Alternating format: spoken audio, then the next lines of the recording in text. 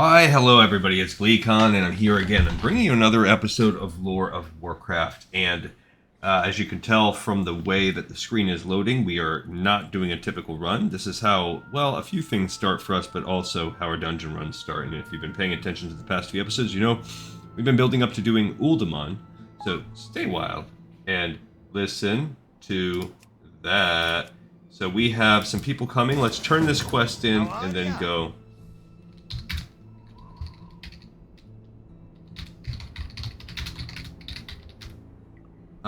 Let's turn this one in. This is the Forbidden Knowledge. Ha! You were gone a long time. Did you get the digest? Oh, hope glimmers. Okay. I'm gonna let him talk as I run. Save us, adventurer. A monument they should make of you. A shrine they should build. May your name be praised until your grandchildren have grandchildren, unless they are freed and rise to the surface. If that happens, then you can forget about children. If they are freed, then we're all worm food. Okay, so it did say that Thelder in the Lost hunkers down to read Yagin's Digest. And he's struck by unleashed magic. So, a level 60 is coming to help us heal. I've been trying to get, I've actually been trying to get a group for like over half an hour now. So I'm just going to take what I can get at this point. I do have a Warlock that needs it for the Enchanter. And we will work on some of the exterior stuff. I've already done it all, as you know, but there are some people need some of the stuff on the outside. So the 60 is a Night Elf Druid healer. We have a warrior that's coming to tank. We have, really the 60 can do anything for us. I just need all the three remaining quests, the Lost Dwarves, the Back to Uldaman, and the Lost Tablets of Will. So I've been running around. One, I flew back from Ironforge, and we just got this. So when you turn in that Yagin's Digest, that whole thing, you gain this interesting thing called the Skull of Impending Doom. It's an offhand weapon that gives +7 to intellect. So that in itself is pretty neat. It's pretty good if you wanted to have an offhand. And then its power is that you use it. It's kind of basically the Warlock power move. From retail, your run speed goes up higher, but you are dealing yourself damage and draining your mana as you run. So it's even worse than the retail power. So we are now going to summon here for our other two people. We have Felmath. This person is a warlock. They are needing the enchanting room. That's their primary purpose for coming. Mac Jeer here, or Mac Jr., maybe that's what it is. That's a rogue, and they are, I think they said they had a few quests that they needed. They're not really familiar with all of them, if we could help them. And then Jorvar is just a stoic, I will tank for you. And then we have the nice druid who's like, yeah, I will come and heal as long as you don't mind a 60, stealing all your glory. Alone be praised. I definitely do not. So I will open up these quests, and you can't share that one. You can share that, and that one you can share. So there you go. I shared at least the one. I think the other one said they're ineligible, and one of them you can't share because you need this item. So, all right. Okay.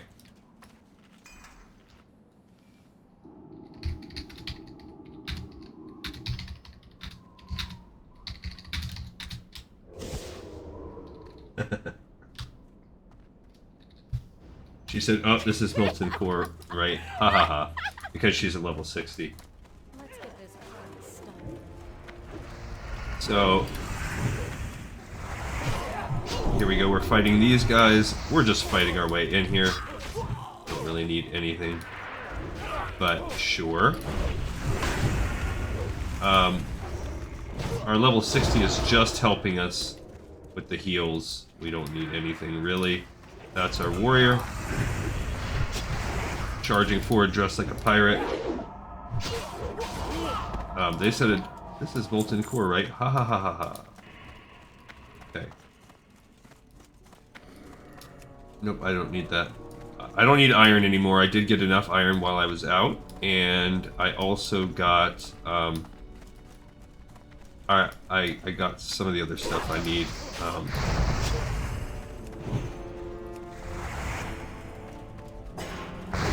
Which is, I think I ended up getting like 16 or 18, or I don't even know, maybe 20 something more mithril. So I almost have enough for 2 of these bad boys.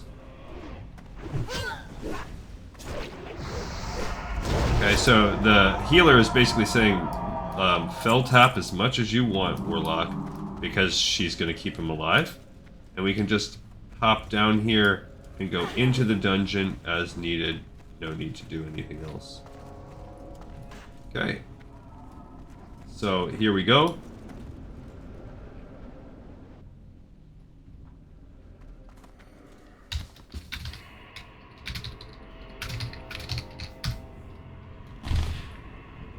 So I can't remember where the Pally guy's at.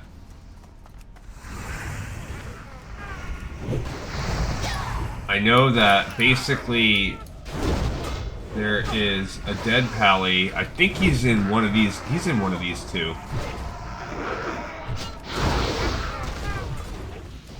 Okay, so I shouldn't have done that part. Now, as we do this dungeon, I'll try to... I'm not the best, to be honest, at this dungeon.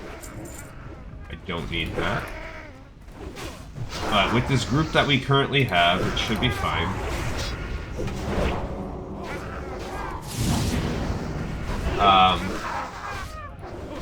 Honestly, it is what it is. I think we should be okay. There is... I don't think there's anything necessarily in this first room. So you're kind of going into this... There's right there where it says there's a gold vein. I don't need a gold, but in one of these 2 paths there is something. So I don't know exactly what we're gonna do, but since this guy has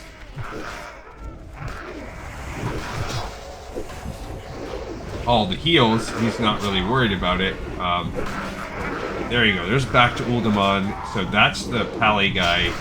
I guess we don't need that area with the gold in. I truly don't remember. I will just have to drop.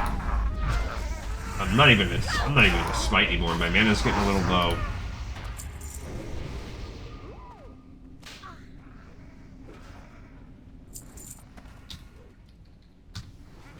I don't have a healing set on me. So I don't... I probably should, like, eventually carry one.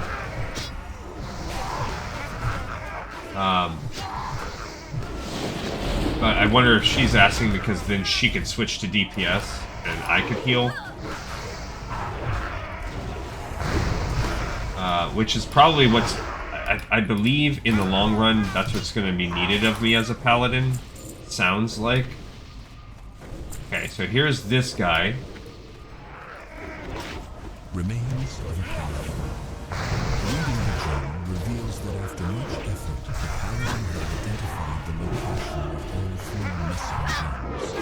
The Shadowforge dwarves hid the ruby in their barricaded area as they battled the Trogs for control of Uldaman. The Trogs stashed the topaz in an urn located near some unusual inhabitants of Uldaman.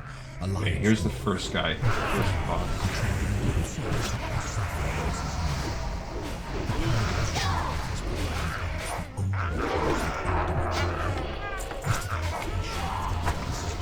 Intellect strength. The Shadowforge dwarves and the Trogs that vie for control of the dig site will move to the dig. Armed with this knowledge, the search for the gems begins in earnest. When all the gems have been acquired, Talvash in Ironforge should be notified via the Phial of Scrying as per his instructions. Okay, so I got a bloodstained journal. I truly don't know. I guess that's part of a quest. It tells you where things are supposed to go. And we can read that later. We also just got the Shaft of Soul. So we need that for one of the quests, the little dwarfs. So one of the two things we needed was from that. That guy just got the Shattered Necklace quest. And I will read this Bloodstained Journal as we go. I truly don't remember when we use this. I think we have to get the gems first. I really don't remember. Okay, so it's kind of helping me remember this way, but this is where we go. And here is where we do the Lost Dwarves quest. And I think over there, yeah, there's the Topaz part of the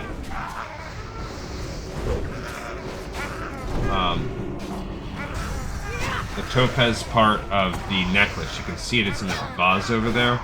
So there are two pieces, two things you need inside here. Basically just kind of, we read, we'll be able to, ooh, no, I don't want that. Okay, so we do need, there's Mithril. I don't know if they need it, but I do. I mean, for that dude. I'm not going to fight anybody for it. I have plenty. But this is the Olaf, Eric the Swift. She's getting it. I'm not going to fight her for it. But we need this quest right here. It's about time you showed up. I was in danger of losing a bet with Olaf. I'm going to let them talk it out. His beard would grow to his knees before he saw another living person. Well, here you are, and as you can see, Olaf's beard has a few more inches to go. Thanks, adventurer. I'll split the winnings with you. Now for the task at hand. There is a secret chamber, the Chamber of Kazmul, that must be explored.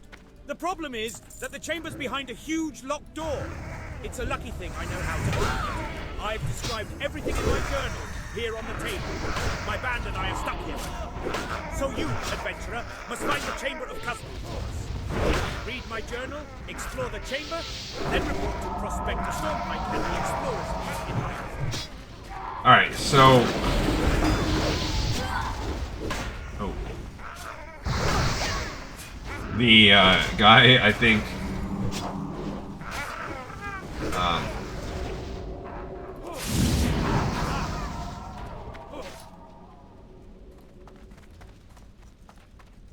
So I need this vase over here. Here's one of the necklace pieces.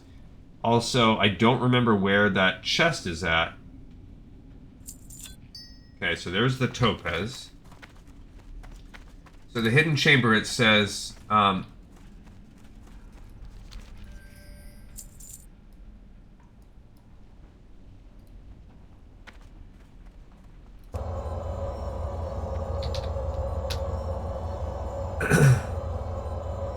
I don't remember. We'd have to read that book. I can't remember where the chest is for the Lost Room. I just don't. I don't remember where it's at. I think it's the other half. I think we'll know it when we get there. But basically, it takes us into a boss, and I have the statue part or the staff part that you got from that guy, and I think the other part comes a little later. So. This room right here is interesting. It's a really cool dungeon. See, we need the staff to put it in right there. I have the staff. It's just, we need the stone, and I don't remember what part that comes from. It says it's in a... That's a one-hander.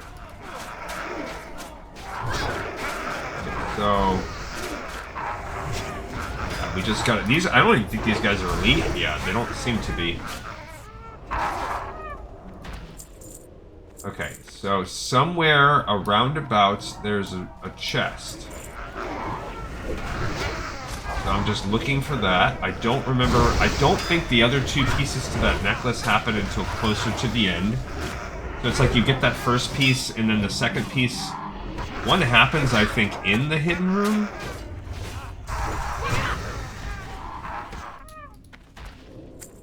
Okay.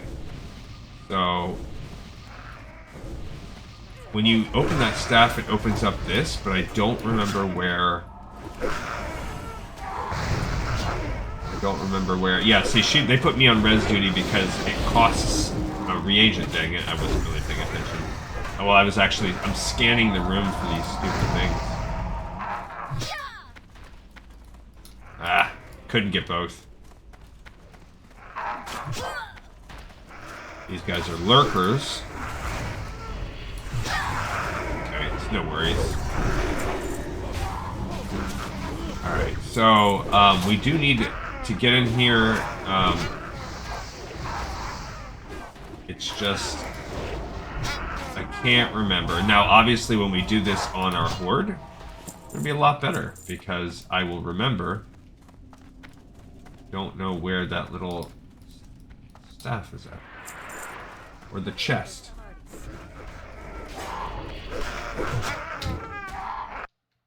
Ah.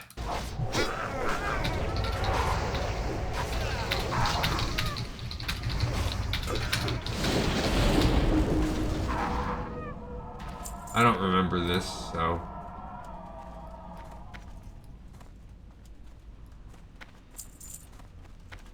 Yeah, like, I have the...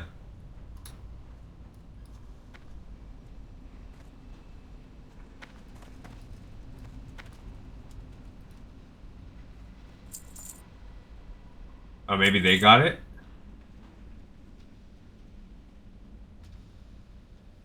Why would we...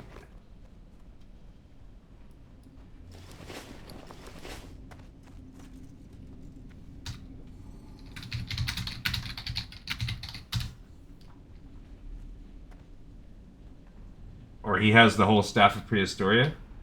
Or is he using it?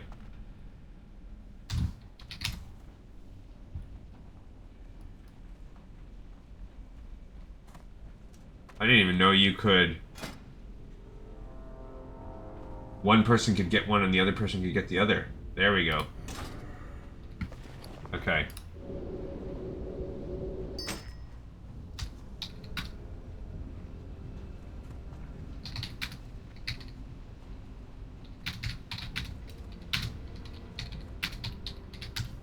Alright, so... What? Alright, so they're all taking a little quick second.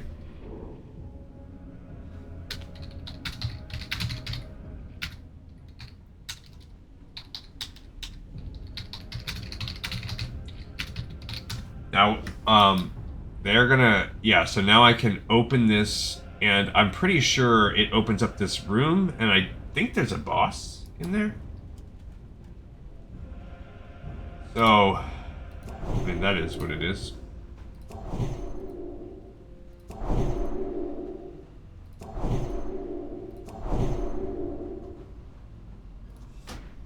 Now, this is the journal. We can start, at least, I'm going to scan it. I'm not going to read the whole thing yet. So, it says the Sapphire is with a beast called Grimlock. Haven't fought that guy yet. The Topaz is in an urn. We did get that one. And then...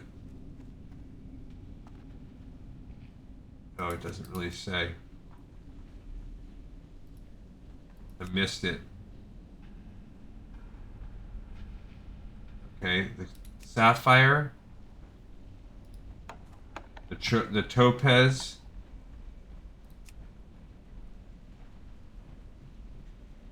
Then it says something about... I don't know what the third one's at. But you put that in there. And it basically... You put it in the city of Uldaman, and it then opens up this door. And this door will have Ironara, who's the boss. None may steal the secrets of the makers. And I truly don't remember where...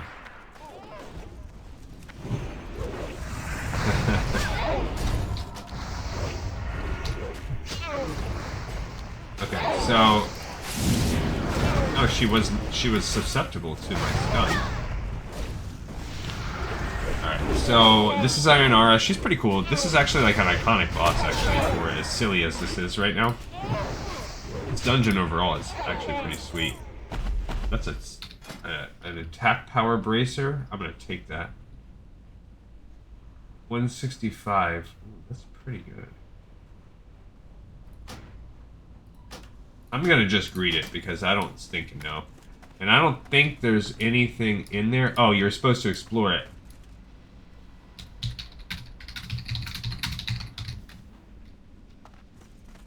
Okay. So once you open it, then that opens the quest. Oh, I did win those bracers anyway. So that's cool. Alright, now it's kind of like a maze as you look throughout.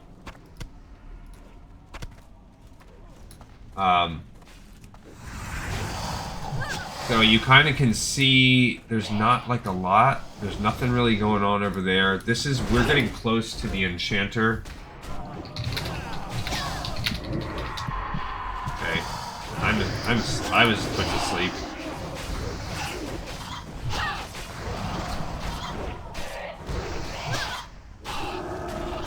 I'm silenced anyway, so not a lot I can do there. Oh, it reflected my stun. So I stunned myself. Yikes. I tried to block it, and it made me stun myself. Alright, so I have explored the hidden chamber. I don't remember where you turn that in. Ooh, Endurium. Oh, Endurium is for the quest out there in Badlands. We've already done this, but this is where you would get the Endurium from. So there are a couple little paths. We have this little way that we can go. There's really a few. There's no problems going here. I truly don't remember the exact order. It's not really that big a deal. There's some Shadowforge Relic Hunters. Basically, in each room, there's something. We just can't go too far back. I don't know where that guy got the necklace from. Here's some more of those mushrooms, too, if you were doing the Uldaman reagent run. Okay. Fighting some dudes in there. Okay, cool. And here's an Obsidian Sentinel. These guys reflect also. Just trying to scope around. There you go. That's called an Echo Mock Door. Oh, look at these little Sentinels getting a little small. And then I think they just basically turn into babies. I don't know what we can do, how to get through this door. So I think, yeah, I guess it just opens. I don't know where those guys are going. And what's the point of being back here? I'm sure there's... Oh, that's the back door.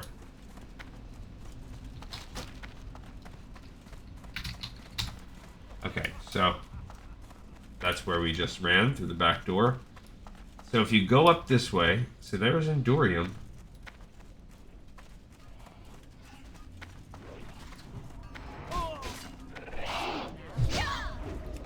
Alright, so we're fighting more bats. Over here is typically where the enchanter trainer is at. I just don't remember if there's like other stuff.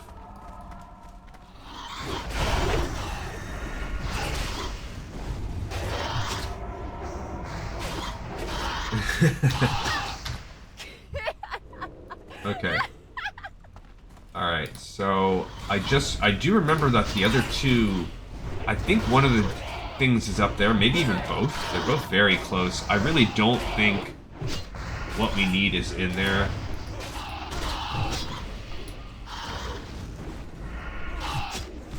In terms of the actual quest. Because we're looking for the Lost Tablet of Will, and one of the gems is in that same room as the Lost Tablet of Will. I don't need that iron. Stay off of that. Okay. So, I mean, there's more than one way into this central passage, it looks like. But this will be a good, I mean, I have done this dungeon maybe 3 other times on Classic. Ah, I hate that. I really should update my old UI and hope that it fixed it. But the past couple times I've updated, nothing happened.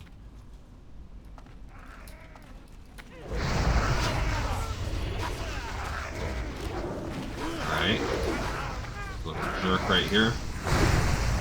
I guess, I don't know what is down this way.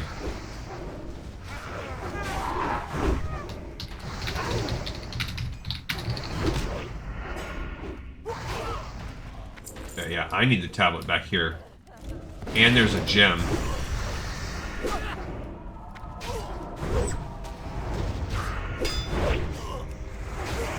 I said I'm pretty sure, yeah, there is the necklace. Okay. So I need the tablet and I need the necklace. So this is 2 of the stones, and 2 of the 3 quests will be completed after this part.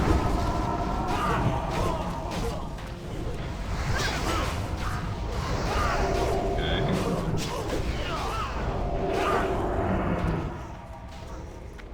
Yeah, I need that. Oh, but he's getting it too. I'll wait for him to get it. I didn't realize he was getting it. I thought he was coming over here to fight. But we also need this tablet. I'm not doing a very good job of looting this thing. Alright. Okay, and then the tablets are over here. This is actually a boss. Galkan Firehammer.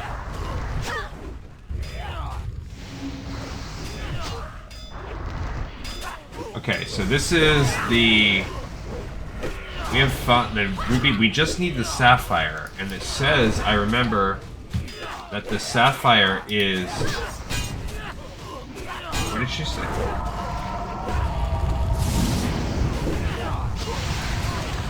I'm pretty sure the sapphire is...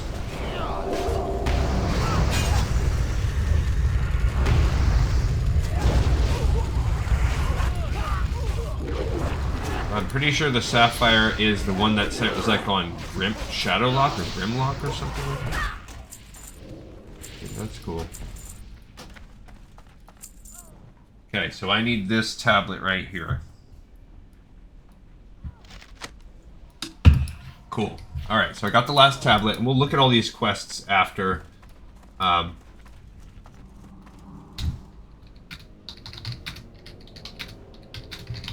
And that last gem is...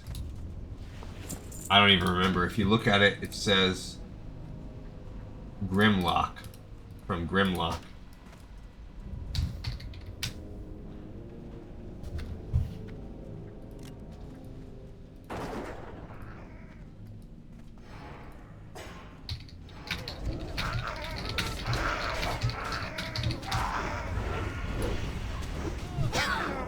Okay, so, yeah.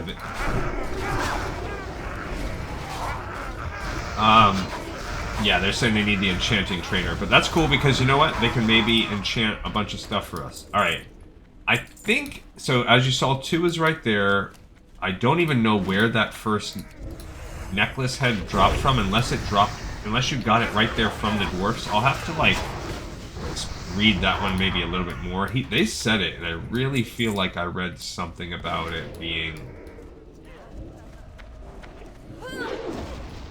in a chest. I don't know what's back there. I think it said Trogboss. So my guess is Trogboss is probably...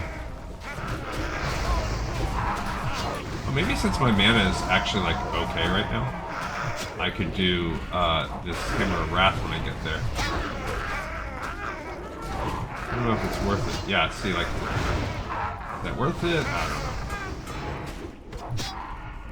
But when you have a level 60 kind of carrying you, it's, you know, you can be a lot, like, looser and sloppier. Alright, I think the Trog must be back in here. So that's what I was saying, like, of those gems, like, 3 of them, like, almost everything you need is back in this corner for the quest.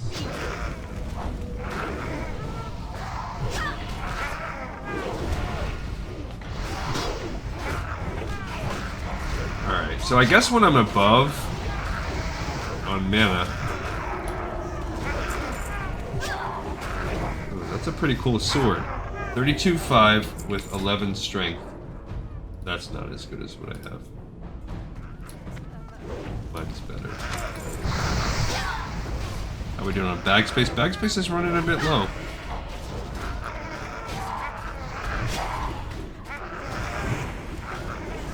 Yeah, I guess if I'm gonna go all out, I should be doing this. It's just kind of silly with the Ret Peli. I can kind of see now, like as I'm getting on, especially on my dry run characters, I'm getting closer and closer, and I'm like, oh, like as I'm understanding how endgame works and what makes certain classes good and certain classes bad, and it's like, oh well, that one's like, for instance, warrior are terrible until endgame when they're basically the best because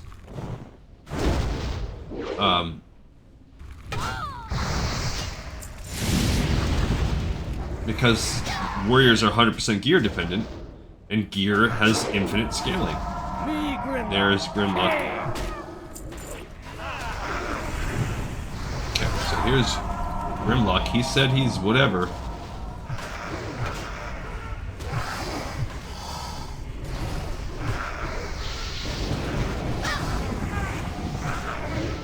Alright, so I am fighting old Grimlock. He's gonna shrink me. He's gonna shrink me. He did. He shrunk me.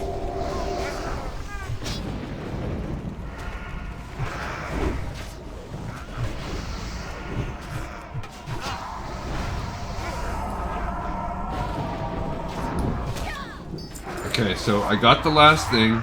I don't need his stupid necklace.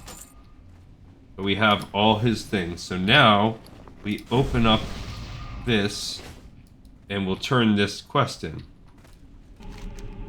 Talvish's image comes into focus from the waters of the scrying bowl. Wow, you're still alive. Did you manage to find the gems? Are you truly the savior of my reputation I've hoped for? Please tell me you didn't waste a charge on this file just to chat. Those things are not cheap and I'm already in dire financial straits. Those indeed are the 3 gems. I'm gonna let him Good talk as job. we run. Unfortunately, your work isn't quite over just yet. No, I'm not trying to pull a fast one here, silly adventurer. This is about making magic jewelry.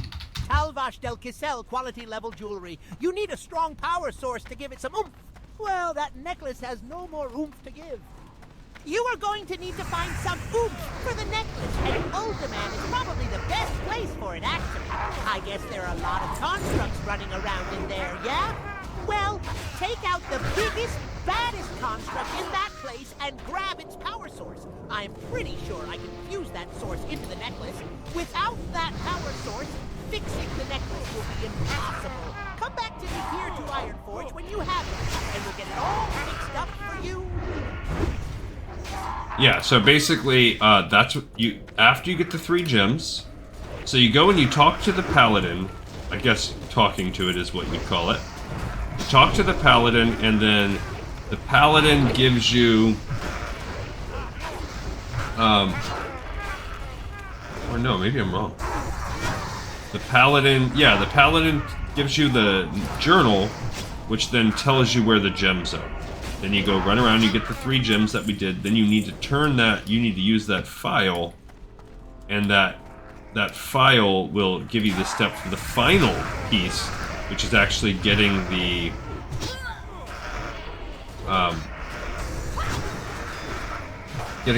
the power source from the penultimate boss in the dungeon. Come on. Don't do those. However, when we do this for Horde, we will not have to go through that whole rigmarole, because the Horde is a lot easier. They're just like, hey, can you... You basically get all of the tasks all at once. So we're almost done now with the dungeon. As long as we basically cut, if you cut this part out, which is just doing the engineering, then the rest of the dungeon's pretty straightforward. I was a little too slow on hitting with the Seal of the Crusader. Oh, did I never click read? That was my bad. Pay attention. But you walk around, this is the last chamber. It is a little bigger than it looks because it's got like some verticality to it. And then that's where the the enchanting person is. So, we'll see the enchanter because we also need that. Maybe we're doing that right now? I'm not sure. There's also some dwarf bosses. I think we skipped them.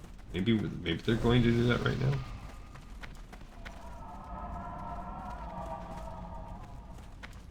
Yeah, I was gonna say, I think it's this way. You can just go from that way too. I don't think you need. any of this stuff, but I want to say there's like, yeah, see, these are earthen, which is kind of neat, considering all the earthen that we're fighting right now. They are not, they're not elites, earthen rock smashers, and that is the, oh, we might actually be coming up on the enchanter trainer, like, right now.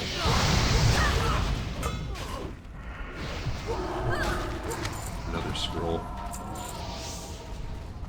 Yeah, she's in like a little tent like that. Or maybe this, maybe this is where the final golem's at, where you need the, you go up there, then come down in here. Maybe that's what it is. I don't know. I gotta learn. So because almost every time I've gotten in this dungeon, well, that's not true. I was gonna say I've gotten a carry, but that's not true. Yikes. Now, I almost didn't get this dungeon ran today. This is the first I've felt, like, calm enough to even talk about this, because I've really been just focused on not screwing the dungeon up or whatever.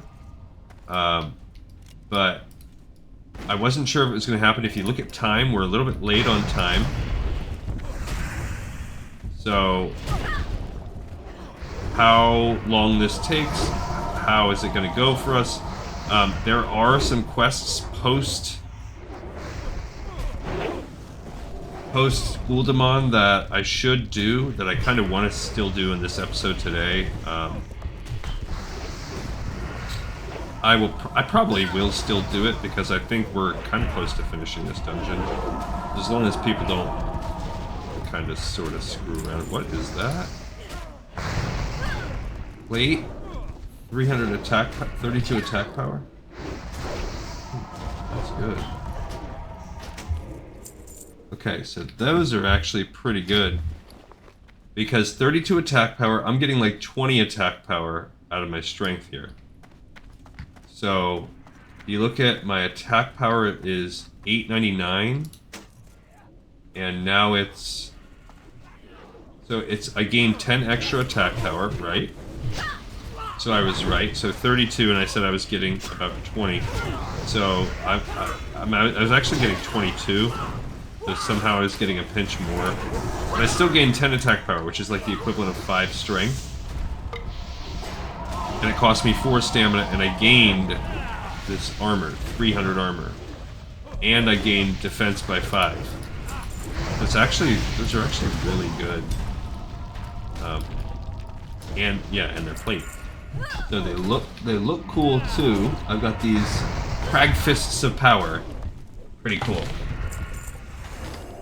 Alright, so I don't know why the warrior didn't want them. Maybe his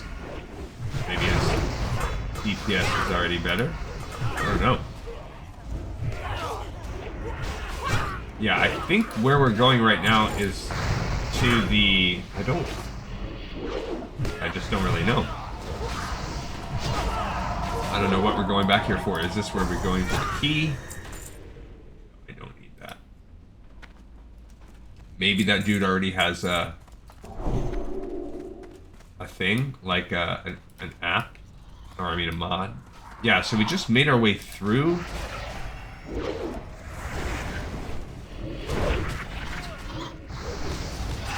And we're basically to the Enchanter Trainer now. So this is just a path to the Enchanter Trainer.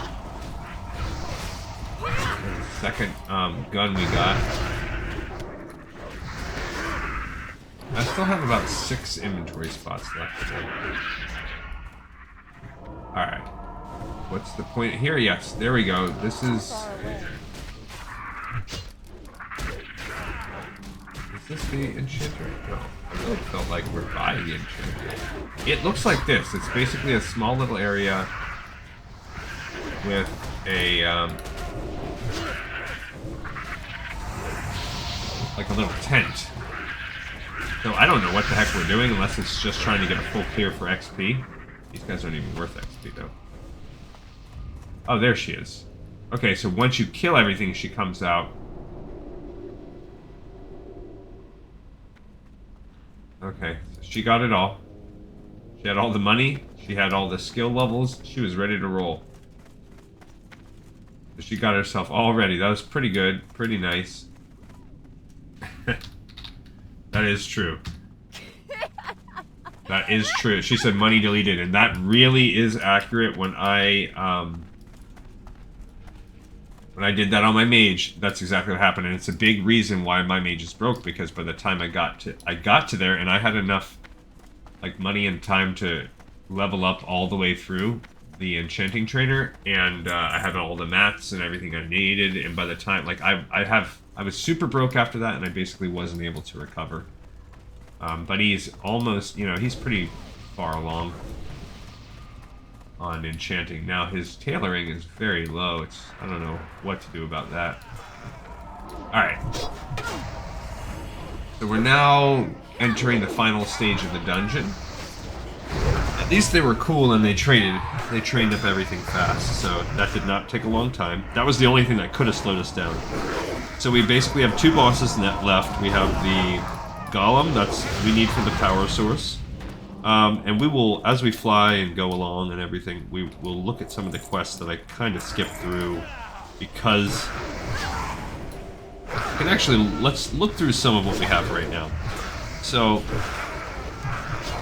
we already knew the Lost Tablets of Will. We had that one. That's not anything special. But restoring the necklace, in case we didn't need it, basically we heard the guy talk, so we didn't skip it. But to sum up what he said was, to restore that necklace, you're gonna need some oomph. You're gonna need some power, and that's why we're gonna get the power source from the biggest golem. The hidden chamber again, also, there is a secret chamber, the chamber of Cosmul. It also read that to us. It has to be explored, but it's behind a locked door. My band and I are stuck here, and you can read the journal. Now, I didn't get to read the journal exactly, but it basically said that in a chest, maybe a chest right there, and maybe I didn't see it because that rogue had already got it, but that's where the amulet was. And then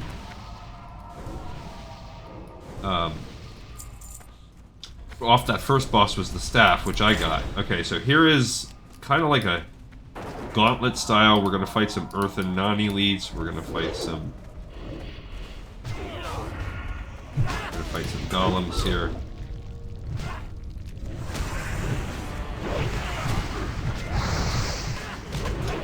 And eventually, I think you just do it kind of wave by wave. And eventually these guys will, I think like the mini-boss golem comes out after a while. I don't really find this to be that hard. I've not had any problems with it, but people talk about it. Like, I guess there's probably a way to screw it up. I would imagine. Getting some okay XP, I mean. The other thing is we can read... Oh, I gotta kind of look at this attack power. So 22 is around 10 or 11 strength. So it's about what we have now, but that has the strength of 7 enchanting on it. Now it is male with 165, so I'd gain 65, but I would say that's not good enough. So I don't want those gauntlets because, I mean those bracers, because mine are enchanted. Even though otherwise I would, or now if it was plate I'd consider it, but yeah, it's pretty much like, well, it's borderline, and because of my enchantment, my enchanted ones are actually better.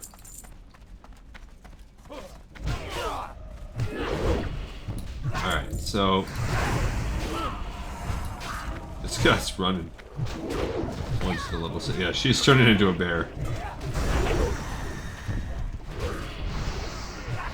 And she asked me in the beginning, probably because she probably knew she would kick more butt as anything except a healer. And unfortunately, I mean, like, I could try to heal, but I would suck.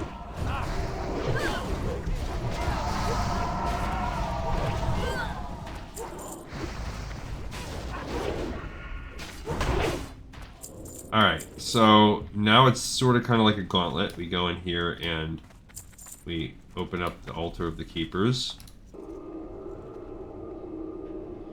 I think at least... I don't think you can do this dungeon solo, because I think you need at least 2 or 3 people to do it. Yeah, do you need at least 3? Do you need more? No, 3. So you need at least 3, I believe. And this opens the Stonekeeper. And I think you do enough, and ultimately a big one. They come out one by one. I also think they can ring you out, and then ultimately a big dude comes out. Yeah, see it? That's right there. A lot of people hate him because when they die, they explode. And that explosion, I guess, really hurts a lot of people. Yeah, see that right there. Okay. And that's what makes it hard. You can cause a wipe. So, yeah, I will not kill her. I'll be a little bit less aggressive. There you go. She healed me. And that's basically the whole story of this one. Ooh, I didn't get it. Yeah, but basically, he's trying to get everybody else away.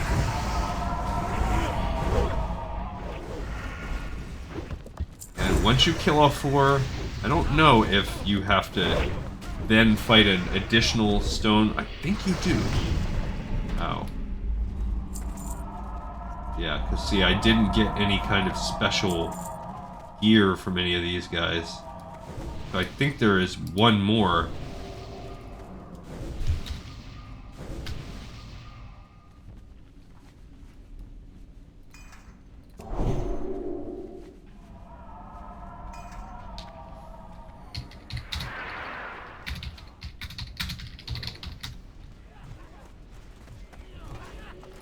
Okay.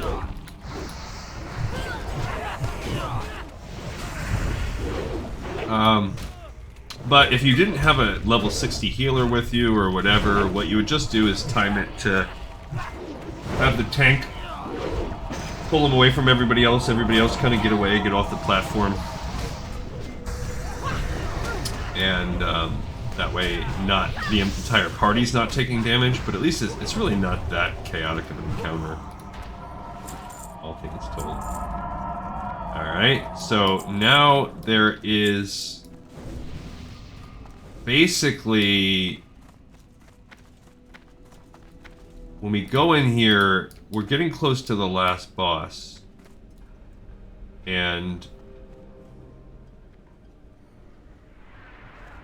the last boss, the most common strategy for the last boss is to pull him up to this floor that we were just on. And because I guess otherwise he will just summon, like, he'll have swarms and swarms of earthen that will come fight you, and it makes the fight really, really hard. I don't know, because in the 3 times I've done it on Classic recently, I've never had anybody, like, just stay down there and fight him.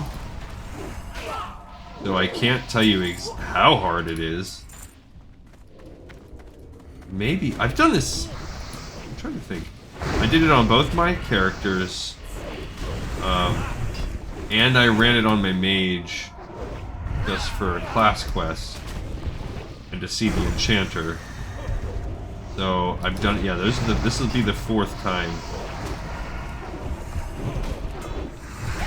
Although I don't really. Yeah, I just not 100% sure. Okay, so we should be getting to that final boss very, very soon.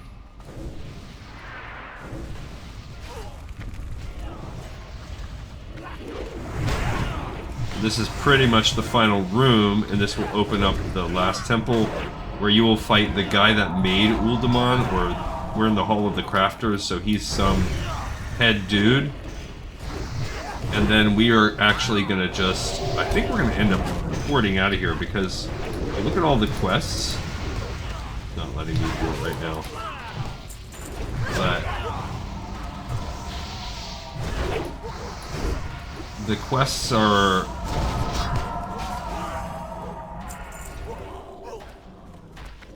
I think they're all basically an Ironforge at this point where we turn them in. Okay, so here we go.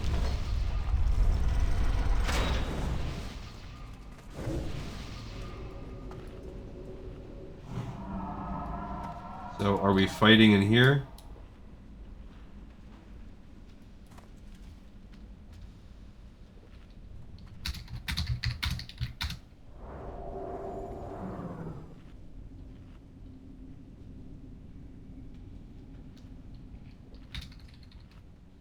Yeah, they're basically saying he's just basically saying I don't think we have to gimmick it with this comp. So I agree, we're a pretty strong team. So he is. Who dares awaken Arcadus? Who dares the wrath of the Makers?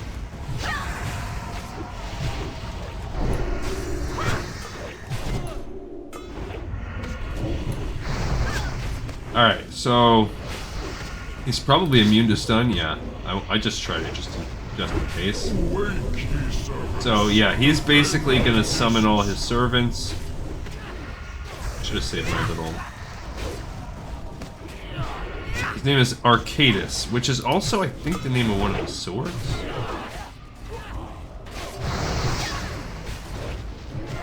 So yeah, see, basically he's bringing this little heat wave mob in there. Yeah, I can't do anything to him.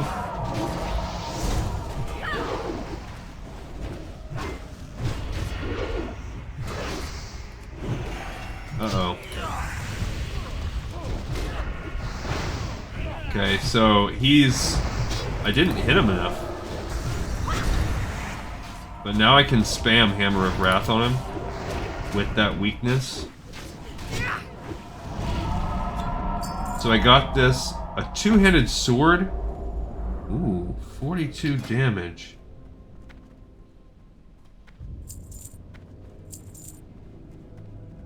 Increases damage by 10 for 8 seconds. I'm gonna need on that, just in case. I'm gonna check it out. Okay, so they're starting this. The discs are now ready. Engage the discs of Norganon once again to achieve them.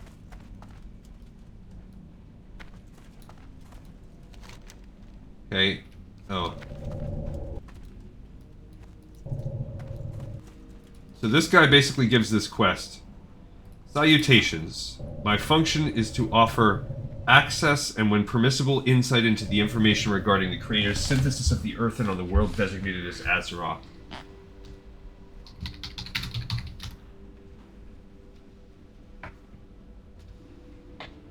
Okay.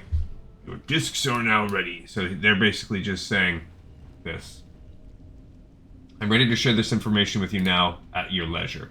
The Earthen are a synthesized race engineered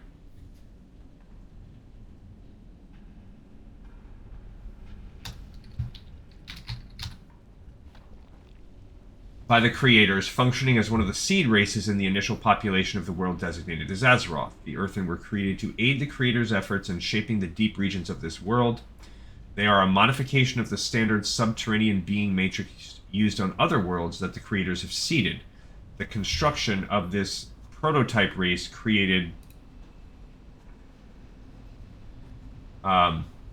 various anomalies that were observed after initial synthesis. What is a subterranean being matrix? It is one of the synthesis matrices the creators use when seeding the world. Each synthesis matrix is used to achieve the creator's goals. For Azeroth, a subterranean being matrix was modified to create a being with increased durability with an affinity for deep region shaping. The Earthen are the product of this modification. After the Earthen had been put into service for the creators, unforeseen anomalies were discovered that affected their synthesis matrix due to high-stress environments. What are the anomalies you speak of? Additional background information on the Earthen must be given to you before this question may be answered properly. Processing. To understand the anomalies of the Earthen, it is first important to understand what the Earthen represent in their design intent. The Earthen represent the creators' attempt at improving the survivability paradigm of the standard subterranean being matrix. This is done by incorporating a resilient foundation of construction inherent to the world into said matrix. What is a resilient foundation of construction? It is the baseline material used in race synthesis. A cross-section of Azeroth's crust was used as the foundation for the earthen synthesis rather than the typical biomass construction foundation used by the creators. Research on the world's composition led the creators to theorize that an enhanced being could be synthesized that would epitomize the resiliency of this world's essence. This was accomplished by choosing to use a blend of Azeroth's various stone core compounds as the foundation. So the earthen were made out of stone.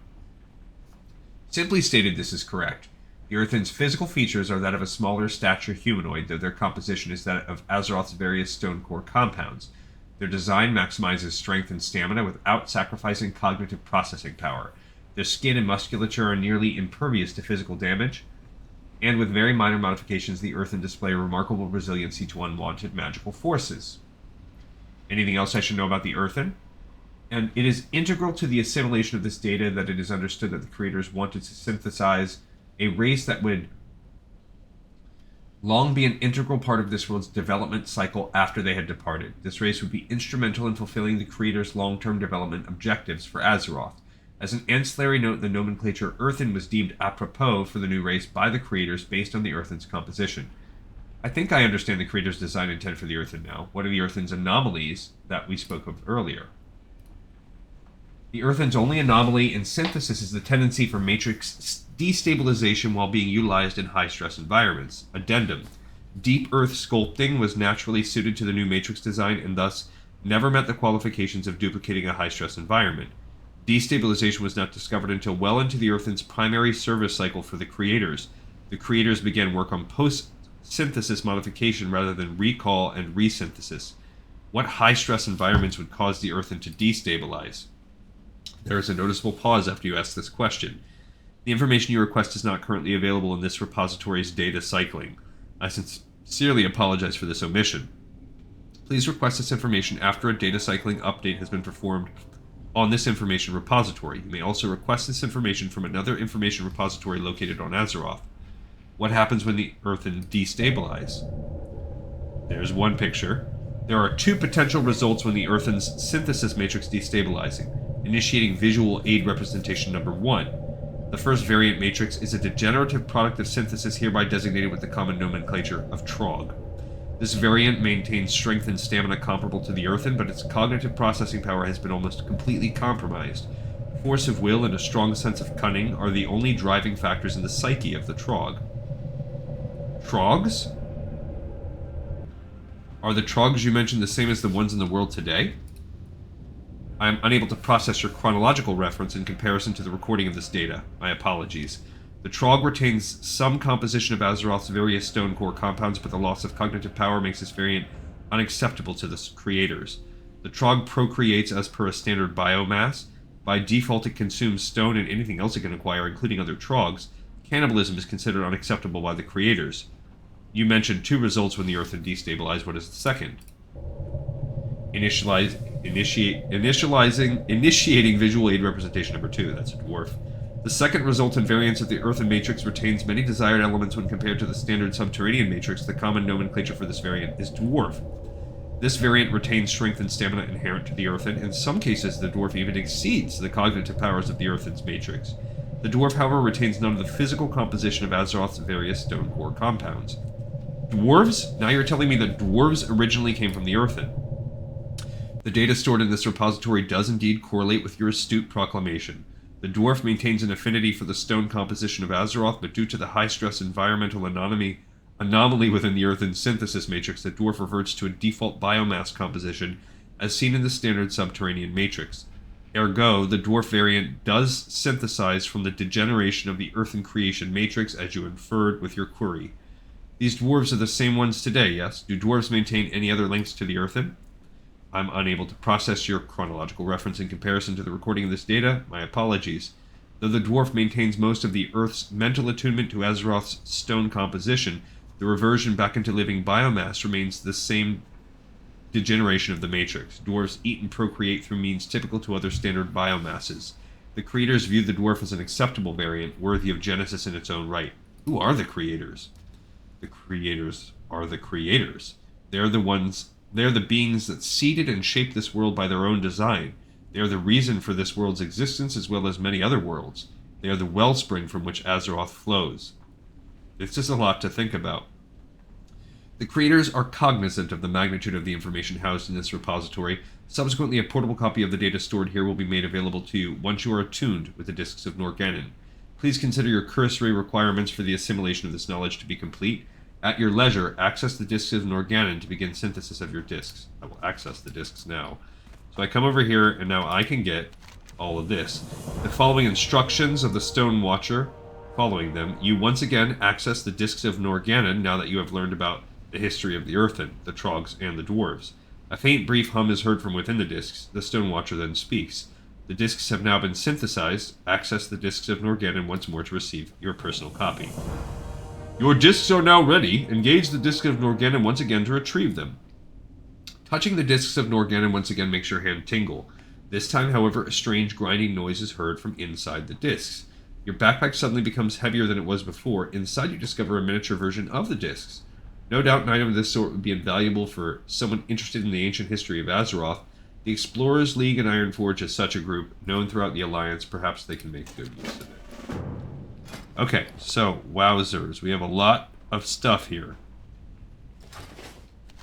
So first of all, if I wanted to clock out and look at this Badlands, nothing is turned in there. We have 4 quests from Uldaman. We have the Platinum Discs, the Hidden Chamber, the Lost Tablets of Will, and Restoring the Necklace. So what we're going to do first is Hearthstone back to Stormwind. I also need to check and see, is this Stone Slayer better than what I have?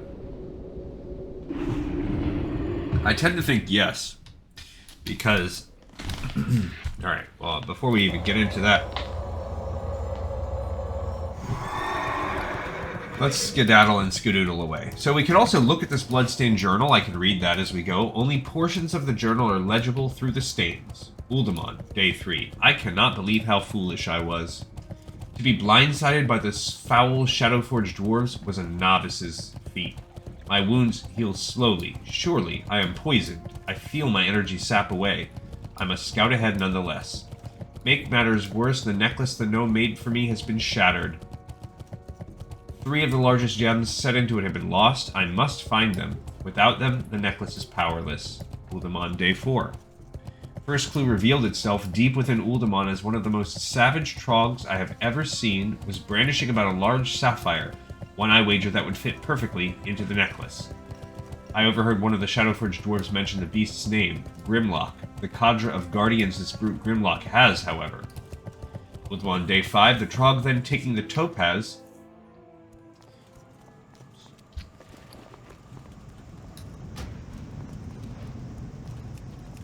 from his slain brethren, marched into the side cave near the front of the hall, quick to place the topaz in a large conspicuous urn toward the back of the chamber.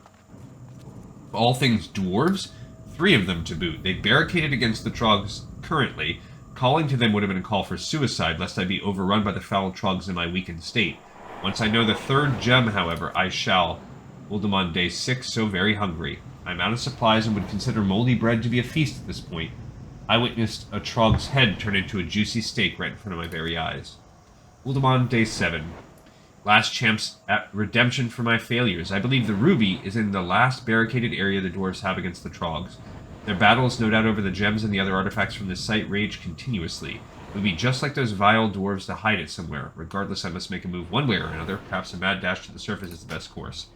That shows you that one of the dwarves was... or one of the gems was by those dwarves. Okay, I want to look up the Hidden Chamber, because that maybe has that other quest that we could read. So I'm wondering if there's any...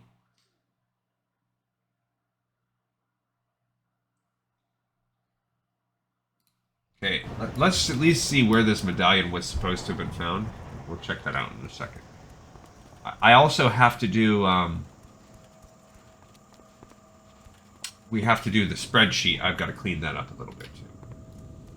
We'll catch that in a minute. Because we've got plenty of traveling to do, so I want to keep everything going on the move. Because we still have to go. After this, we're gonna have to somehow make our way over to Tanaris. But I wanted to get these pieces done first. What's on your mind? Yes, may I help you with something? I assure you I am very busy right now. If it is of grave importance to the Explorers League, however, then I am all ears. What do you have there? Oh my! You found this where? No, really? You spoke to whom about what? No, really? My fine adventurer, you may have just made the archaeological find of the year. By the gods, who am I kidding? The find of the century. If these discs are what I think them to be, then this could be the very key we have been looking for. This may well prove outright once and for all the legitimacy of the dwarves' enchanted creation. This object is an incredible find. The ancient titans, or the creators as these discs refer to them as, are the link to our enchanted creation, if the lore stored in here is correct. We'll need to invest as much research time into this as possible. As for you, heroic adventurer, take this voucher to Denita's stone mantle at the vault. It grants you what I think is a fitting for such a tremendous find. Return to me directly when you're ready. There's much more to do for the Explorers League. Okay, so they're basically giving us a treasure, but first we can talk to him about the hidden You've seen chamber. the Chamber of Kazmul? Amazing. Baylog was sure it existed, but I must admit that I had my doubts. Thank you, adventurer. With luck, your finding will incite our leaders to renew their efforts to retake Uldaman. And if it is ever again under Ironforge control, then the secrets of the Chamber of Kazmul will be ours. So he's happy that I basically dealt with Ironara. Okay. Hi. Hammertoe's request must be actualized, Contessa. I owe him that much. Your return to Uldaman is imperative, not only to that goal, but also to the safety of all dwarven kind. The tablet in the hands of the Dark Irons, who knows how powerful their army of golems would become. Adventurer, this is amazing. We already said this is I trash. shall have this brought to the King's mages as soon as possible. They will want to study it to find out if the legends are true. But that is a discussion for another time. You have aided our people more than I would have ever expected. His advisor Belgrim shakes his head in disbelief as you hand him the stone shard. Okay, so this is also pretty decent XP. Now we do have to go down there, but before we do that, we are going to go over there and turn in this shattered necklace. Now, I think I have everything I need for... I have a juice. I have a... Oh, I don't have a mana potion anymore. Dang it. Okay, so we'll go get our reward voucher first. Because I don't have... I need to buy a mana potion now. A single mana potion, that's annoying. We can sell some of this stuff too. I really have to do the math on this. So, with the Fiery Blaze enchantment is pretty dope. But I would say that's probably... Let's call that a wash with the damage by 10. Actually, damage by 10 for 8 seconds is probably better than that. And now I'm going to lose... My DPS, let's see, is currently 86.4. With this on, comes 87.1. So, that just tells you all you need to know about the strength. All strength is... I don't shield block. So that is... I'm going to lose the 10 points of stamina. And in exchange, and my Fiery Blaze, and in exchange I'm going to gain the extra damage. So I'm going to go for the Stone Slayer. I really think it's going to be better. I need to get a little bit of inventory space before I go. How are you? Just a pinch. I know I can sell just like a handful of things. Okay, that's good enough for now. Keep your feet on the I'm not doing a full breakdown. I also need to do this stupid mana. I need a single mana potion. That's annoying. If I can't find one, we're just going to read it online because it's already dumb that we have to do this. We just need a regular mana potion, not anything special. It has to be a regular one. There we go. You can buy one for 3 silver, so I will do that. it's worth it. I'll pay 3 silver to do this quest. And then I have the coal, and I've been holding on to that, and I have the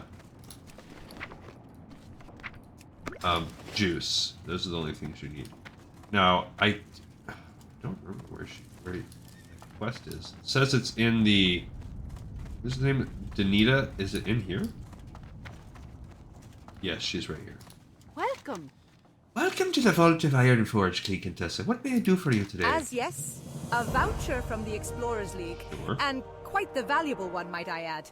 The Explorers League lends me the authority to offer you a choice in your compensation directly from their vault.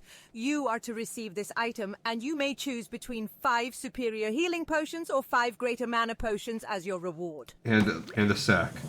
Okay, now it seems like that's done, but actually, if you go back, there's now Portents of Uldum, which is also available. So we're going to pick that quest up in a mo, but first we're going to go over here. So, I don't remember when and how.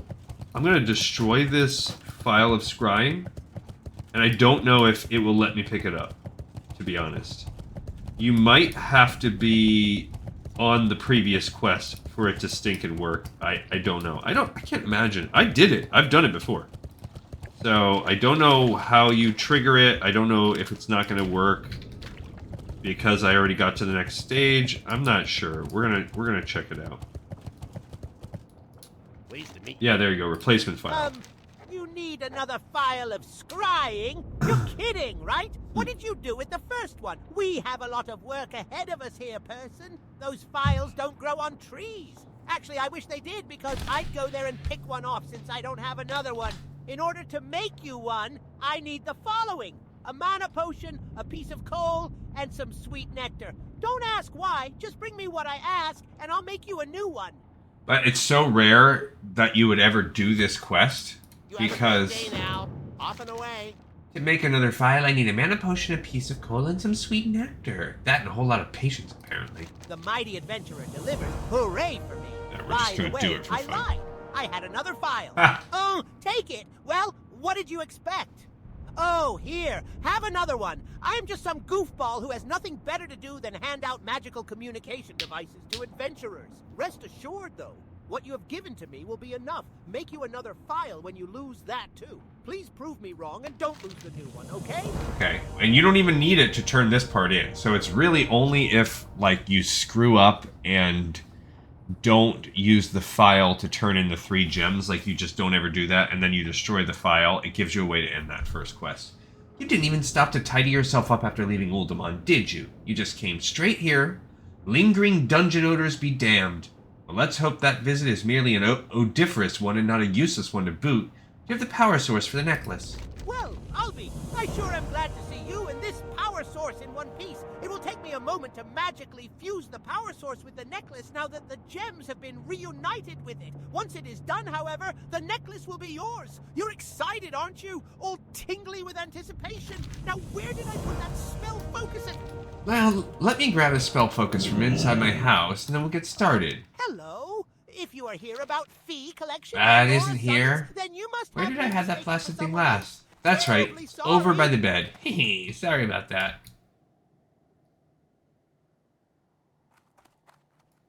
Fantastic then. Let's get this thing fixed for you. Okay. Hello? If you are here Success! about fee Huzzah! collection The and power or source summons, restored the then necklace. You must have me mistaken for someone else. Terribly sorry. I mean, I'll gladly give you this necklace, mighty adventurer. You have done me an invaluable service, and for that I thank you. Wear it with pride, and make sure you mention loudly and repeatedly who made it for you.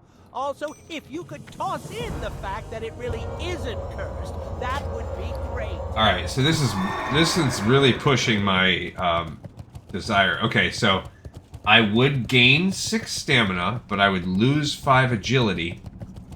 Now, so for that 5 agility, I'm gaining basically 17 other points. So more than triple.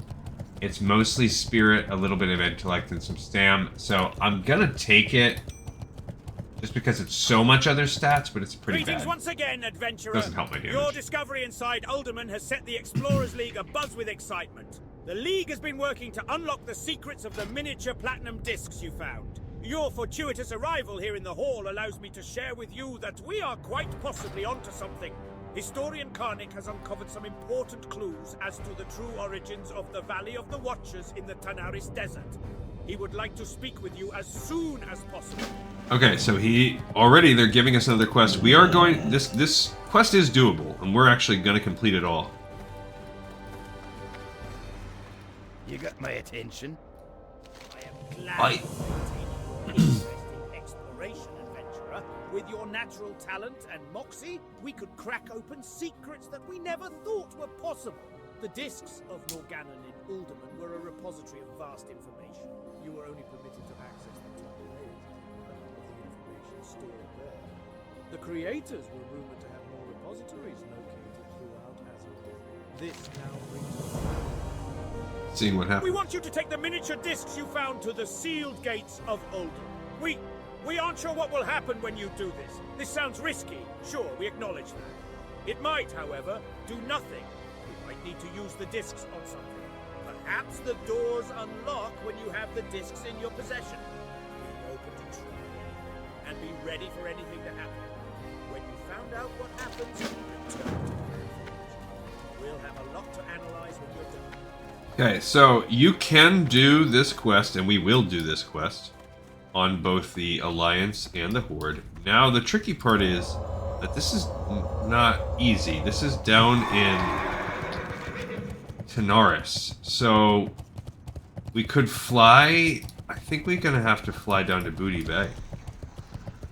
And then we can take Booty Bay over... Because the opposite... we could take a much shorter flight and fly to wetlands, which will then take us here. That's actually probably better. I think that will be less time overall. Wildhammer dwarves might have fast steeds, So, but can we will those quickly fly to hairy Menethil. griffins stand the Because heat of your the Great options, Forge? we can I fly think not. we can fly down to Booty Bay, since we can't hearth over, and then Booty Bay, which is a longer flight, would then take us over to Ratchet, which is a longer flight down to Tanaris. Or we can take the shorter flight up to Menethil, which will take us over to Duskwallow Marsh. We can fly down there to Gadget Stand. Either way, we need to get to Gadget Stand so that we can come down there. The quest itself is easy. It's all very, very doable. But as we fly now, let's finish looking at what we were just looking at online. So this is, I guess, Baylog. It says Baylog drops this medallion. Which one was Baylog? So we didn't fight this guy.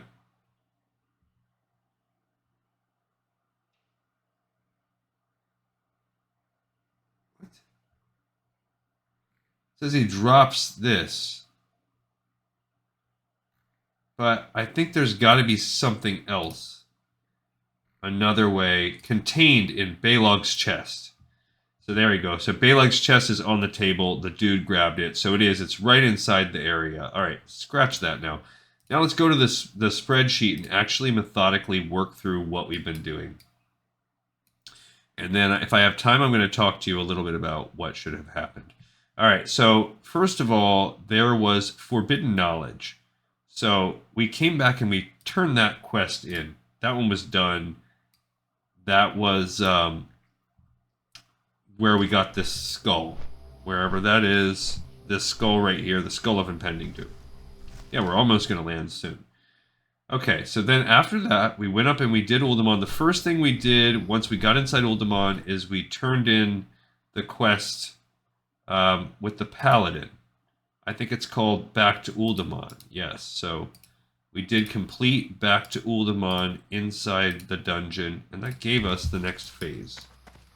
She probably has some fishing that she needs to do now, but we're not going to do that today. And also, now that I'm using a sword, she's in hot water where she's going to need to work on her two-handed swords for a while. I wish I could just, like, plop down a target dummy and work on that.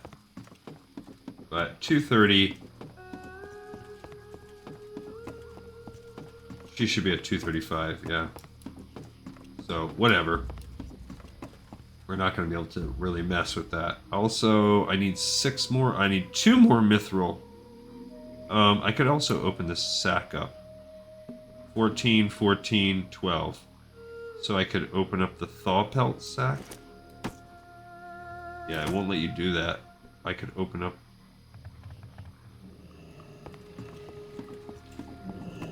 thaw pelt sack on the deviant hide sack. And keep the large knapsack. There you go.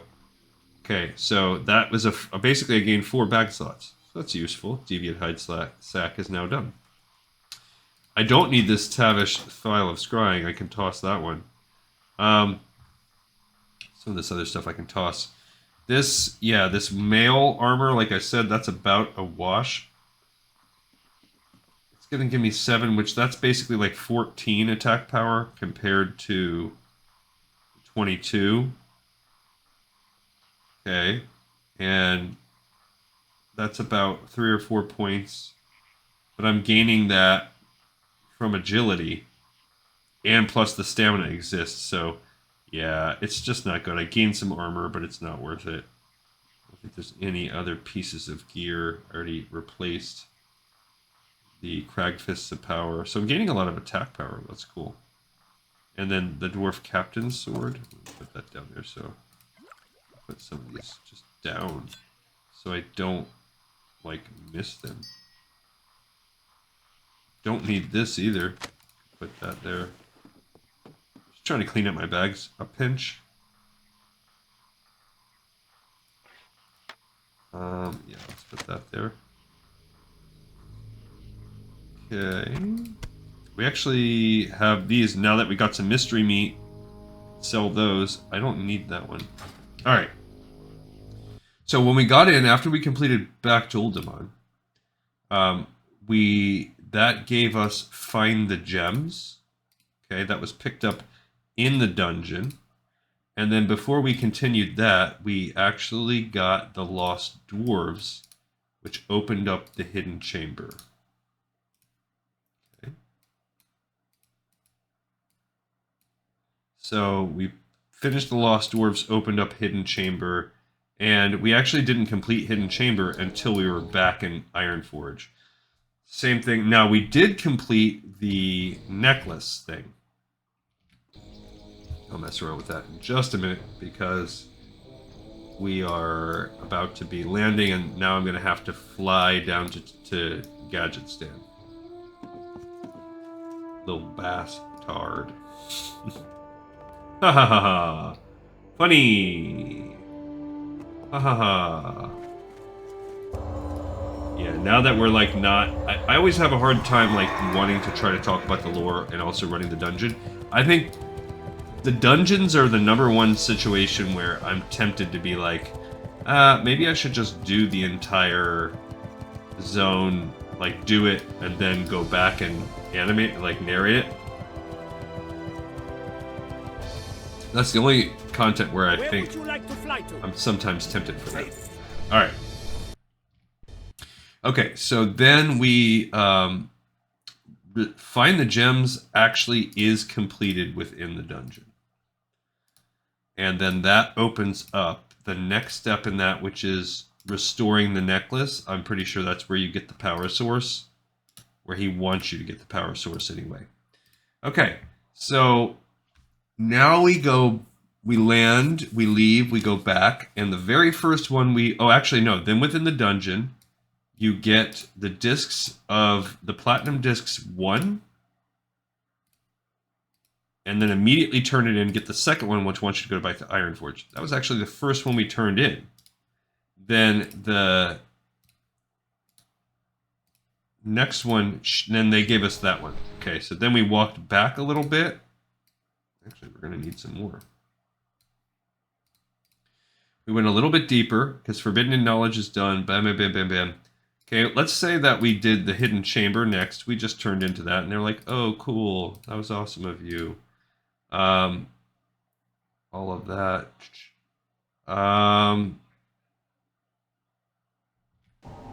Now, Reclaim Treasures. I think I already turned that one in, yeah. Wasn't that one.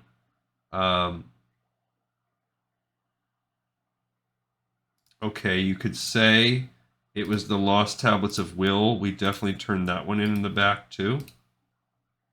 Okay. And then I went over and completed the replacement file. Okay. Yeah, I'm just trying to make this work. And then just keep track of all these quests. When we land here, we're going to be walking across the desert, so we'll have a little bit more time on this. Okay, then we were able to go back and turn in. Actually, I kind of messed that up. We were able to turn in the Portents of Uldum. Platinum Disc 3, that was actually... Yeah, then we turned in that one. When we went there to buy that mana thing. Okay. So actually, that was where we turned it in. And then we did the mana quest after. Because that one was the Platinum Disc Part 3 was getting the little whatever it's called. Alright, so now we're running all the way down here, and it's going to be pretty safe, but along the way, there is some... We're fine for this zone. We can actually do this zone probably already right now. Alright, so then we did the replacement file, and then that was just for fun, and then we got Restoring the Necklace 1 and 2 turned in. Actually, I think Restoring the Necklace... Yeah, because that was turning into him, and then he was also like, oh no, give me some more. Give me a second. And then we picked up and turned in Restoring the Necklace 2. Okay, so then that one was done. All of that stuff, and then we came back and we got Portents of Uldum, which then that sent us into the back of the room to talk to that guy. And we're on a quest right now called Seeing What Happens. So there you go. So this is where we're at right now. We are on Seeing What Happens. And of course, a lot of these I got to go back and fix because we are doing the Ironforge version. So both. All these.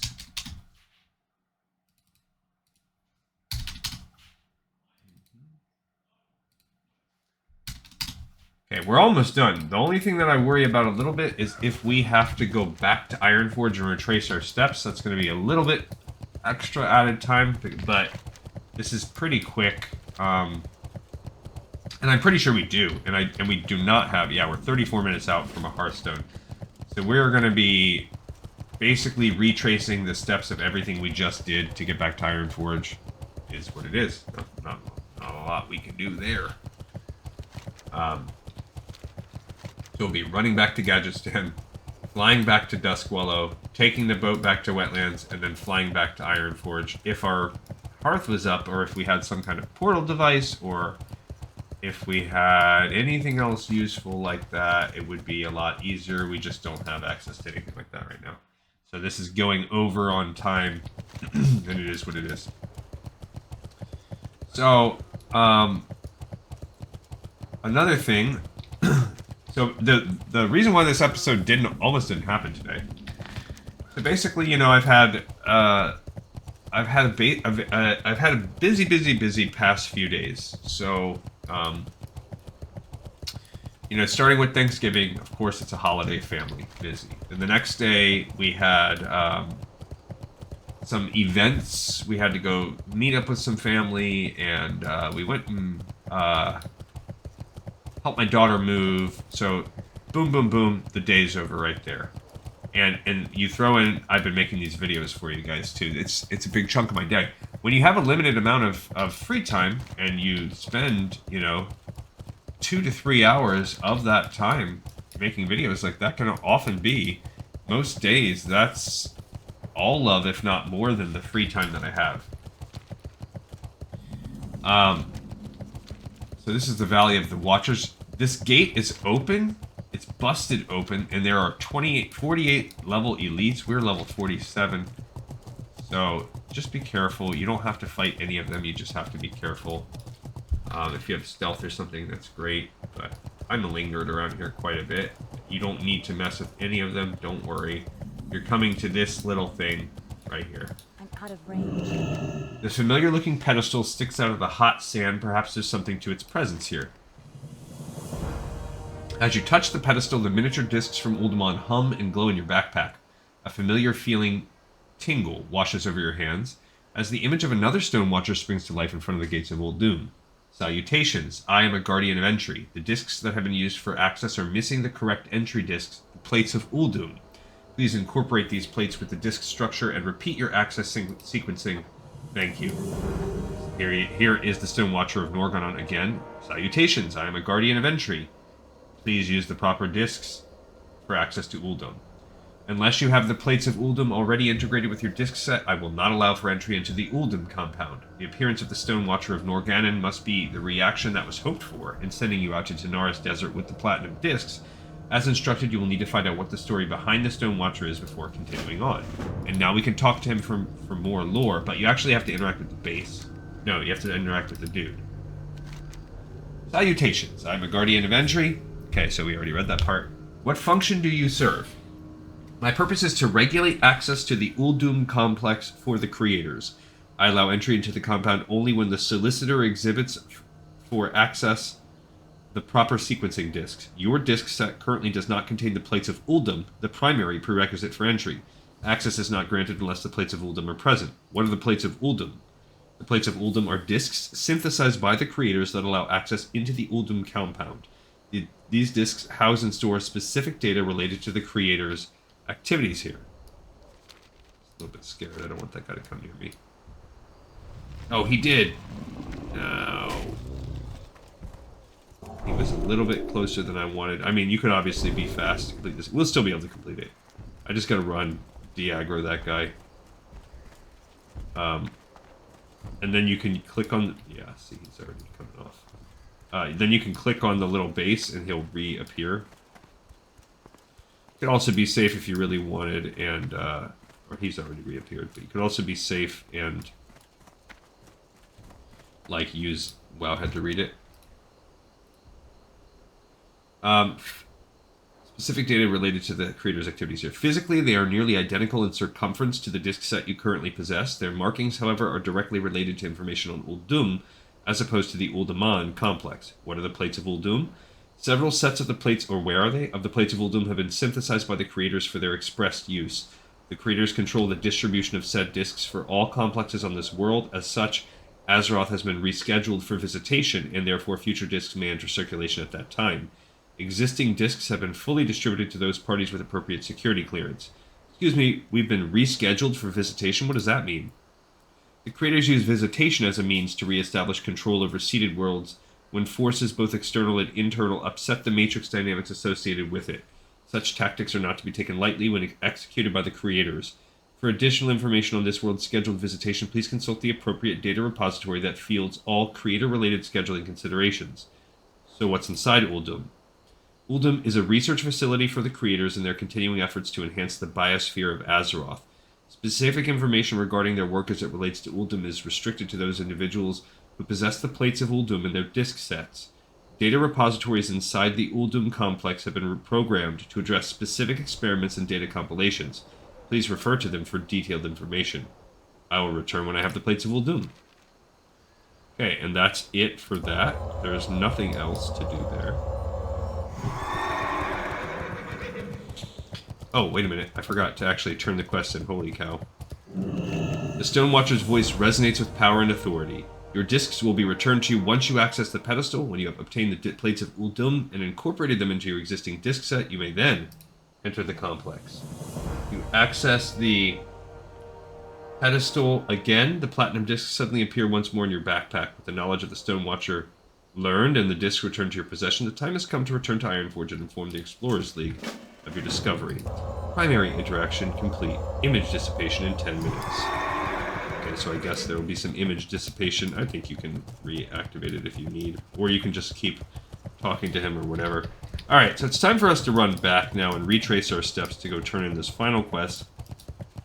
You can do this whenever. It's technically an Ironforge quest, but I like to connect it to Uldaman. I think it is appropriate, and we will not deal with anything really Uldum related until Cataclysm. So I think this is one of those things where it's kind of started and they don't really get much further into it for the time being. So what did we finish? We did Seeing What Happens, and what happened was that guy appeared. The Stone Watcher, we were talking to him. Dang it. Okay, I should probably just pick all of these up. Okay, and then return to Ironforge or Thunderbluff. Ours is obviously return to Ironforge from Tanaris, and then we will be getting one called A Future Task.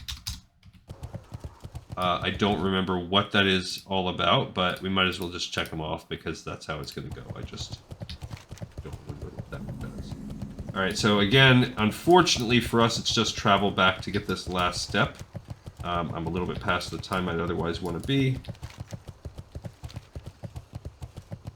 And, but anyway, so back to why this episode almost didn't happen. Yeah, so that was busy, and then Saturday came, and it was kind of a busy day. So basically, I did the episode with you guys. Actually, I woke up, we had a thing to go to, a birthday party for a friend of mine.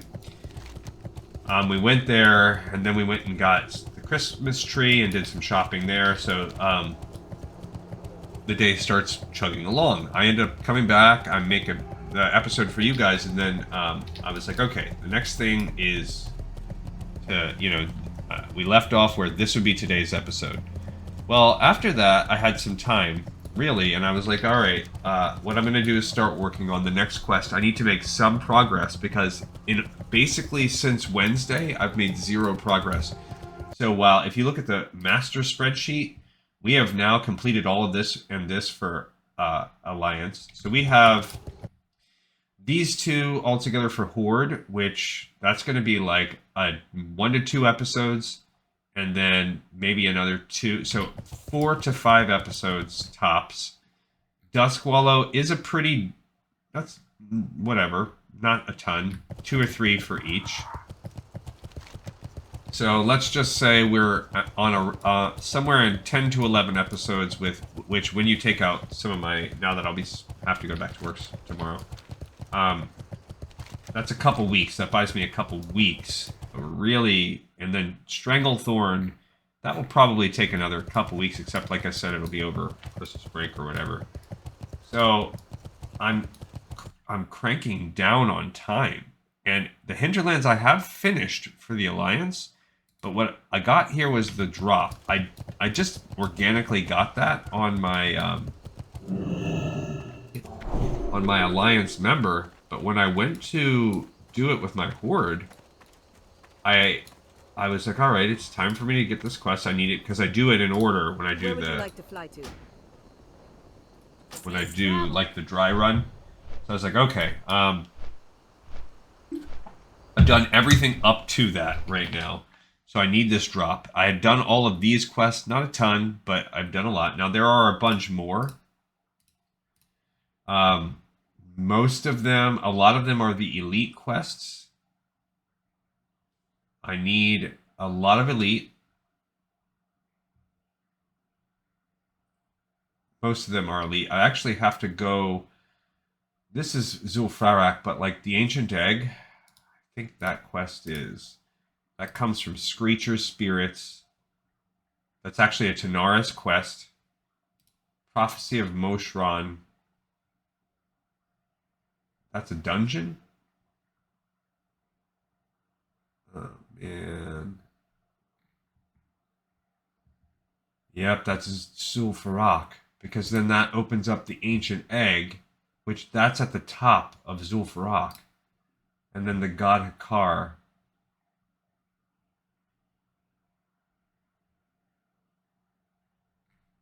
Which that's Sunken Temple. So that's actually poopy, because we're going to have to do all of the elite quests, and then at the end, we're going to have to come back and do this. I kind of sort of wish I would have done Tanaris before Hinterlands now, because this is now the second.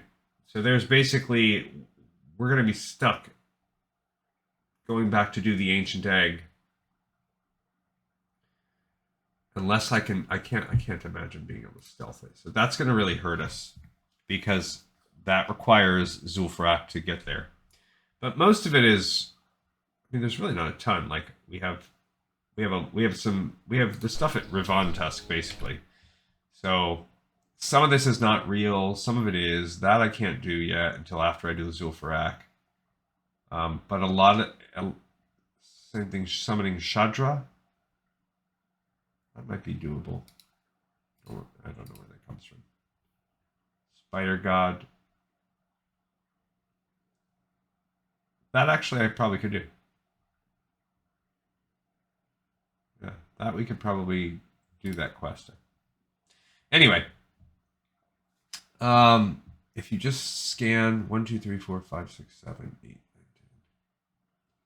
The Ancient Egg is for both. I don't know if those are true. So round 20 quests. Okay, let's get back on the boat.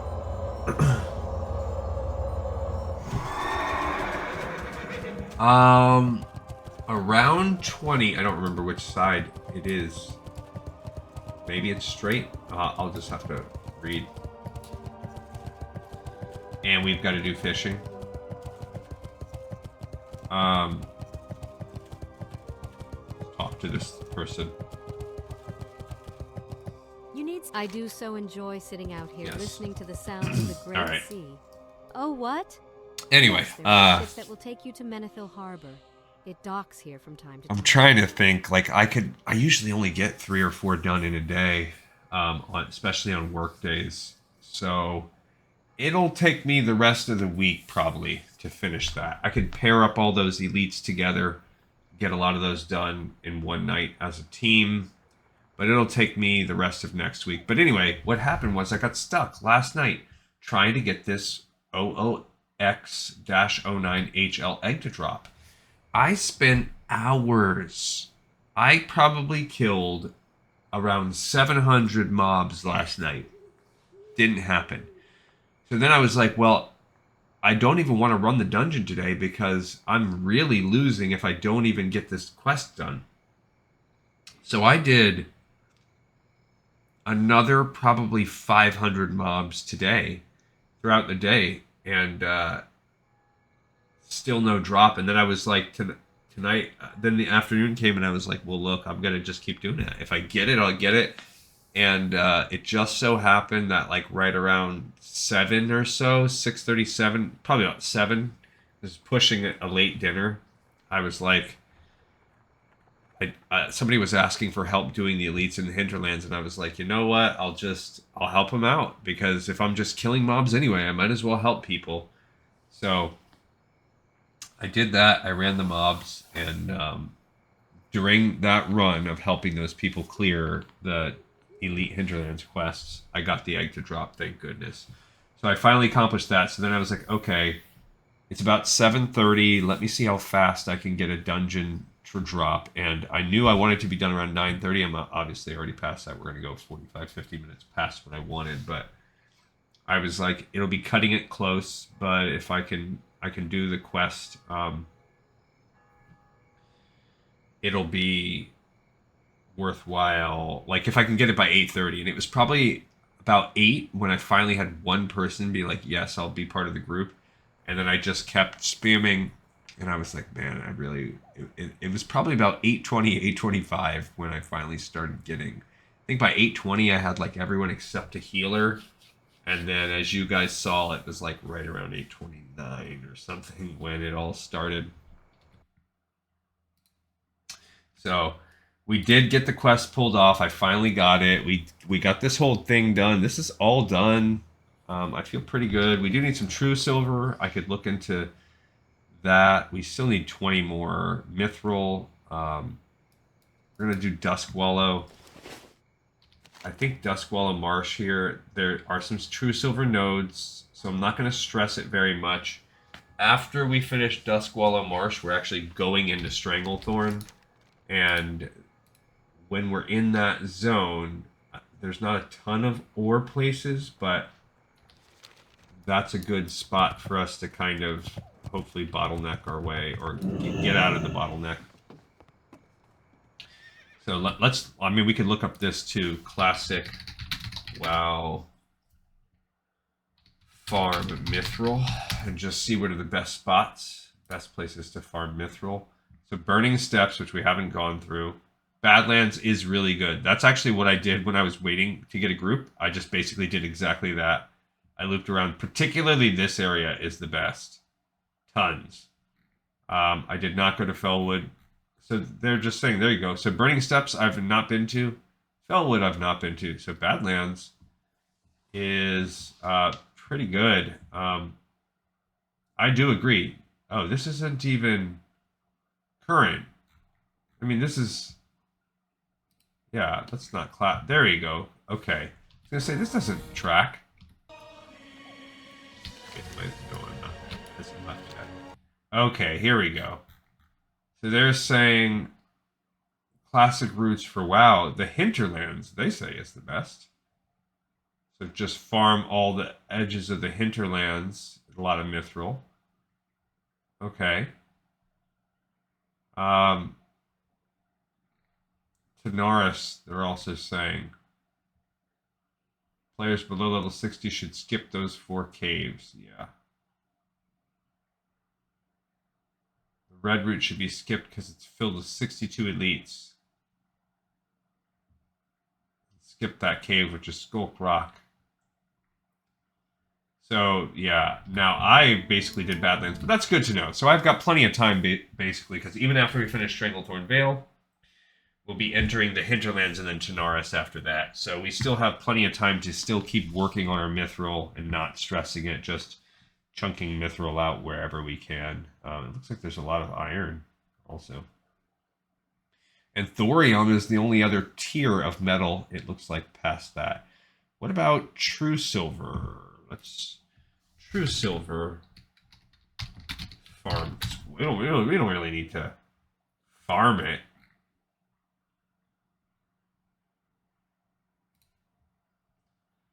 We want... No, I really... Yeah, that's just not really worth it.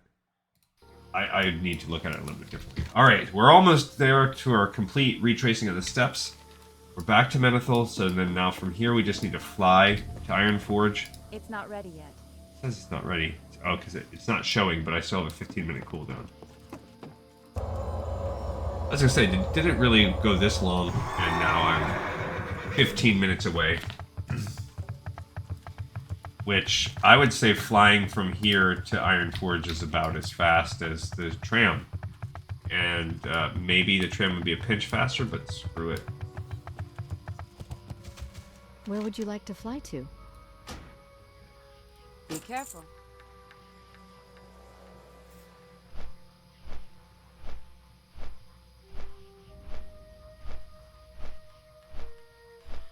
Okay. That's my wife basically saying, like, what the heck are you doing? Alright, so... Alright, got a lot of football updates to read. I think fantasy went moderately well for me. Getting close to the playoffs, and I am, like, jockeying every week. I'm moving up or down. I'm just part of the thick of the middle of the pack, but it went well for me this week. I should be on the inside looking out, but if I stumble over the next 1 to 2 weeks, because my I play in a league that plays all the way until week 18. The playoffs go there, so we still have 2 more weeks of playing the regular season. Anyway, so yeah, I don't even remember where I was at, but it was I'm a little bit worried with I'm a little bit worried about the pace. I hope that I'm able to catch it up. I got like nothing done today. There was a lot of grinding. Grinding that I think will be avoidable because we won't have to do that on our own. I get to play a little bit more organically, and that was just incredibly bad RNG. Like, to need to kill 1,000 mobs or whatever, that's really bad. Nothing should take like 1,000 mobs. That's too much. All right, so we're gonna do return to Ironforge, and then I think it brings us into a second one. But this is a really, really cool chunk of lore.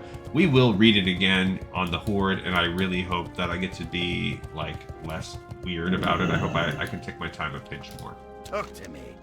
Walk with you. Welcome back, Lee Contessa. Were you able to use the disc to your advantage, or did it end up being a wild goose You chase? were missing some discs. Interestingly enough, it seems that the discs of Norgannon are only parts of the complete set, like keys on a key ring, if you will. If we can find the plates of Uldum, then we could actually access the Uldum complex itself. Imagine actually exploring the place where the creators worked without having to bring a huge shovel. Not that there's anything wrong with shovels, or digging. Well, adventurer, we seem to be at a temporary dead end here. We know what we need, the plates of Uldum, but we have no idea where they might be. We'll need to do quite a bit of research on this to come up with a solid plan of attack. I have a couple ideas where to start looking. I have high hopes that soon we'll be asking you to head out and recover them. The High Explorer needs to be informed on this, adventurer. No doubt he also wants to thank you personally for once again aiding the League. Alright, so we're going to go talk to the High Explorer Magellas and tell him what we have done. Give us a future task. We're all in agreement then. Look at this, The 2 best gold. plan of attack is putting this on hold until we Pretty can good. narrow down the areas where these plates might lie hidden. You've brought us this far, adventurer, and I hope you will be the one to head back into the field to unlock Uldum for us all. Allow me to give you this honorarium in the meantime. This should cover any expenses you've encountered in assisting us, and a little something extra. Be sure to check back with us soon. Uldum beckons. Alright, so that's it. We did, it was a lot of good rewards. We have a lot of good loot to go through, and we'll do all of that and more next time. So on the very next episode tomorrow, actually, now that it's back to the work schedule, tomorrow you won't see me. That'll be the downtime day where I put a episode up. Please check out the Patreon if you want to check out Lore of Assassin's Creed. I did a really, really deep cut covering a mobile game last time on the Patreon. Very hard to find old Android push button game for Assassin's Creed, and I think I'll be covering another mobile game, a DS game that I've emulated on tomorrow's episode. Then the next day I'll do a little mini lore one again, and so it'll be Wednesday when we start with the Horde, when we get to do the Badlands with our Horde characters, and you get to see the kind of similarities, compare and contrast how it went for Alliance. Thank you everyone, as always, for watching, for listening, and for tuning in. I will see you all next time on Lore of Warcraft. Peace out.